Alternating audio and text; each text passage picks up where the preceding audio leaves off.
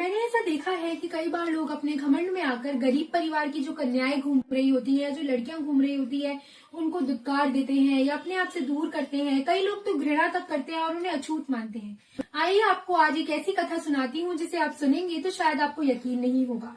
मैं बात कर रही हूँ मुंबई के तट पर स्थित मुंबा देवी की। जी हाँ, जिन्हें हम पार्वती माता, आदि शक्ति का रूप या माँ दुर्गा के रूप में भी जानते हैं। तो कहानी है कुछ सालों पहले की, यानी जब महादेव ऊपर कैलाश पर बैठे पार्वती माता को ब्रह्म ज्ञान दे रहे थे और पार्वती माता ब्रह्म ज्ञान लेने के लिए उनको अपना गुरु मानकर उनसे शिक्षित हो रही थी। किंतु जब वो कथा सुन रही थी तो अचानक से उनका ध्यान भटक गया और वो इधर उधर का सोचने लगी।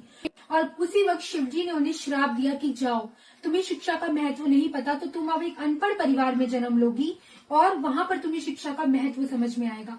उसी वक्त पार्वती माता धरती पर एक वृक्ष के नीचे एक बच्ची के रूप में प्रकट हो गई और वो बच्ची मिली एक कोली परिवार यानी एक मछुआरे के समाज के मुखिया को। और उस मछुआरे के समाज के मुखिया ने उन्हें गोद में उठाया और उनका पालन पोषण किया। पार्वती माता दिखने में तो बहुत सुंदर थी, बहुत ही ज्यादा बुद्धिमान भी थी, किंतु वो अशिक्षित थी क्योंकि उस परिवार में शिक्षा को इतना महत्व नहीं दिया जाता था। तो वो मछुआरों के परिवार में जन्मी, बड़ी हुई और अपने पिता के साथ वो मछली भी पकड़ने जाती थी। वैसे तो आप सोच भी नहीं सकते कि एक देवी मछुआरों के परिवार में, जिस मार्केट में भी जाने में आपको महक आती है, वहां पर जन्मी होंगी।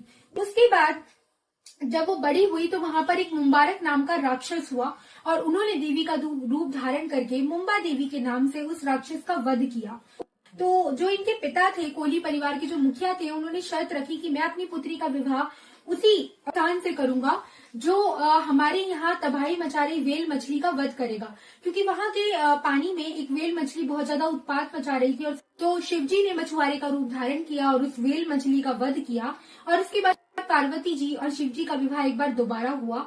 और उसके बाद मुंबा देवी के रूप में उन सबको वो आशीर्वाद प्रदान करके शिवजी के साथ कैलाश लौट गई। और ये जो मुंबा देवी की मूर्ति है, ये अपने आप प्रकट हुई है मुंबई के दक्षिणी तट पर। आज भी ये कोली समाज की रक्षा कर रही है।